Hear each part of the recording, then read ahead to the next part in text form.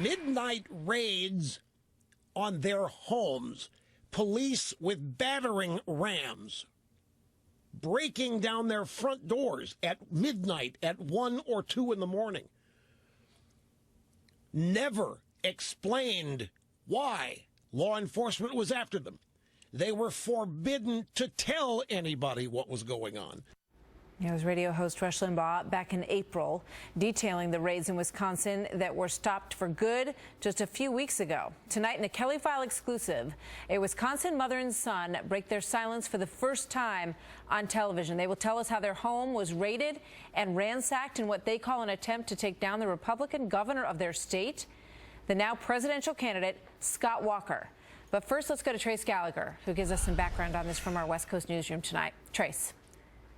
Martha, the Wisconsin Supreme Court has now put a stop to the John Doe investigation, saying that Wisconsin law enforcement was investigating crimes that were not crimes. Under the John Doe law, prosecutors had vast authority to seize documents and compel people who were being investigated to stay silent. Critics say this was a partisan prosecution targeting Wisconsin conservatives and searching for evidence to discredit Republican Governor Scott Walker. The investigations included a series of pre-dawn raids by heavily armed police using battery rams. Cindy Archer, who worked with Governor Walker, says in 2011, when police pounded on her door and confronted her, she was completely undressed and was afraid police would shoot her dogs. She has now filed a civil rights lawsuit challenging the prosecutor's actions. Another Walker associate, Deb Jordahl, claims her kids were frightened to death when police stormed her house and that she was not read her rights, was told to not mention the raid and to not call a lawyer or she'd be hit with contempt of court charges. The same scenario allegedly took place 8 more times at different homes. Critics call it bullying by people with badges and law degrees, saying the targets were guilty of nothing more than their First Amendment rights to support conservative causes. Listen. They came after my team because they were effective in political communication.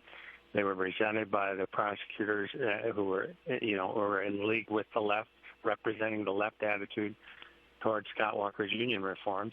And they used under color of law, they pursued us with tactics which themselves are a severe punishment.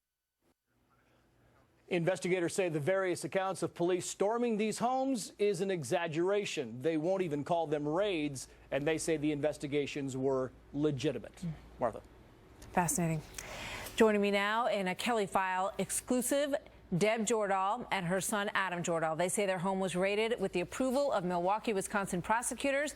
Deb Jordahl is a principal at Johnson Jordahl Strategic Communications, and that was once they once had Scott Walker as one of their clients. Deb and Adam, good evening. Good to have you with us tonight. You know, I read through the details of your story. It's a shocking story. It's a head scratcher. I think people will read it and hear it and say, you know, how could this possibly happen in the United States of America? But Deb, let me start with you. Give me the sort of, you know, brief version of what happened that night. Well, it was actually 6 o'clock in the morning. It was still dark out, and I saw lights out in the yard. I heard noise, and shortly after that, the doorbell rang. And a Dane County deputy sheriff was at the door. She walked into the foyer. She said, everything's okay. We have a warrant to search the house. She asked about Adam. She didn't realize we also had a daughter.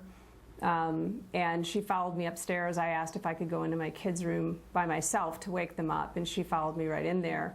So when they woke up, they saw an armed deputy standing next to their bed. All right, so let me just jump in here for a second. Did you have any idea why they were there at your house? No, none. Nothing at the time that she came in and she said, you know, everything's okay, meaning, you know, nobody's dead, you know, we're not here because of an emergency.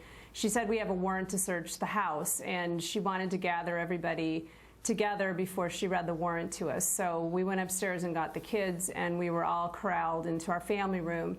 She read the warrant to us, and I do want to clarify, she told right in the warrant was the gag order, and it said that we couldn't talk to anybody about the investigation, about the raid at all, except a lawyer. And it was after she had read the warrant and I said that I wanted to call a lawyer that she told me I couldn't. So at this point, are you shocking. are you putting together any of, sort of, well, I've done work with Scott Walker. There's a huge battle going on in the state right now. They're probably trying to figure out if I'm behind that or if I'm fighting against this Act 10 or these union actions that are going on in the state. Did you already have an inkling that things were potentially getting ugly because of your support of this group? Well, what was shocking, Martha, was that this was an investigation that started in 2005 over a county veterans fund, and it was 2013. We had already been through the recall campaign. We'd been through the original, election, and all of a sudden they were investigating us allegedly for things that we did in the 2011 and 2012 recall. So we had no idea. Right. These John Doe investigations are conducted completely in secret, and we're not, aside from what's in the warrant, we're really not even allowed to know what it is they suspect us of doing. Yeah, and we had to sue. I understand we're almost out of time, but I want to ask Adam a quick question. Adam, some people say it didn't happen. You heard that in the report. How can you prove that it did? Because some of my friends at school saw it happen. You can't have 4 or 5, police cars outside your house at 6 in the morning without getting some questions about it later. So as soon as I got to school, a few people were asking me, are you okay? Is your family all right? Like, what happened? And all I could say to them was, I can't tell you that. I can't tell you anything. We saw this kind of investigation with the IRS situation, and it appears to be something of the same ilk in a very strong response. Thank you very much. More to come on that story.